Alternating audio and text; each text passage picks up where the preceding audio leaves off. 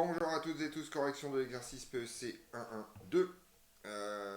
Donc on vous parle d'un filtre qui est donné à l'annexe qui est présenté ici. Et on vous demande de déterminer la nature du filtre, la valeur du facteur de qualité et celle de l'application de résonance. Bien sûr, il y a une faute de frappe si ce facteur de qualité, le facteur d'A-qualité. Alors ce qu'on reconnaît, on reconnaît immédiatement, il y a vraiment de moins en moins besoin de le prouver au bout d'un certain temps, on reconnaît immédiatement un passe-bande qui est manifestement d'ordre 2 puisqu'on a une pente de plus 20 dB par décade ici, on passe de de moins 60 à moins 40 en une décade, et pareil ici, une pente à moins 20 dB par décade en haut.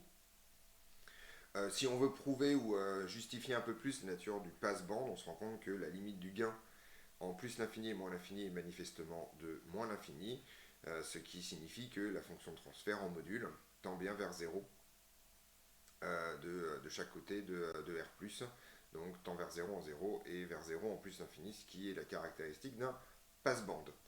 Donc c'est un passe-bande, déjà on va l'écrire, puisque ça fait partie des réponses à donner dans cet exercice.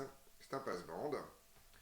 On vous demande la valeur du facteur de qualité de la pulsation de résonance. Alors je vais le faire à l'envers. La pulsation de résonance, en fait, on la lit directement ici parce qu'on sait qu'un passe-bande résonne toujours à la pulsation propre. Donc ça doit être à peu près par là.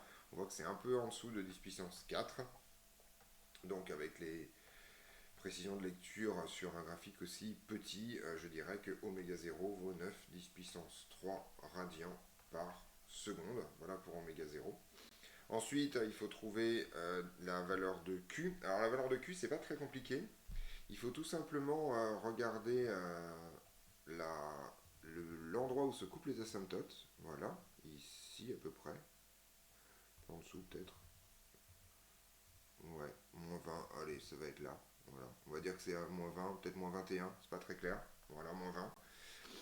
Moins 21 et regarder le maximum de la fonction qui là en l'occurrence c'est 0. Et ce qu'on sait en fait c'est que la distance entre les deux, ça là, alors ça va correspondre à la valeur absolue de 20 log de Q. Donc l'idée en fait ici c'est de savoir si Q est plus grand ou plus petit que 1 puisque c'est ça qui va décider si la valeur absolue est positive ou négative. Alors en fait ici Q est plus grand que 1 parce que la courbe est au-dessus des asymptotes. Donc on sait déjà que Q est plus grand que 1 parce que la courbe est au-dessus des asymptotes. Et ensuite on sait que donc 20 log de Q c'est donc positif. Et donc on a Q qui va valoir tout simplement, enfin donc je vais l'écrire un peu plus détaillé, donc 20 log de Q, là j'enlève les valeurs absolues, il va être égal à cette distance-là, donc on va dire 21 décibels. Et donc Q ça vaut tout simplement 10 puissance 21 sur 20. Et ça il suffit de faire le calcul pour avoir ça. Alors c'est pareil, on peut considérer aussi que 21 c'est 7 fois 3. Et donc ça ferait une division par racine de 2 à la puissance 7. Voilà, c'est-à-dire 2, 8 racine de 2. Donc on peut regarder, voilà, donc soit on calcule ça par 8 racines de 2 pour avoir une valeur approchée. Donc ça donne quelque chose comme à peu près 11,3 pour Q. Soit sinon on fait 10 puissance 21 sur 20. Et on trouve 11,2.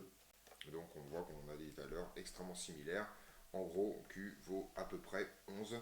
On n'a pas beaucoup mieux que ça, vu les précisions de lecture, le fait de connaître Q au pourcent est complètement absurde. Donc voilà, ceci termine cet exercice qui était relativement simple. On se retrouve dans d'autres vidéos pour d'autres corrections.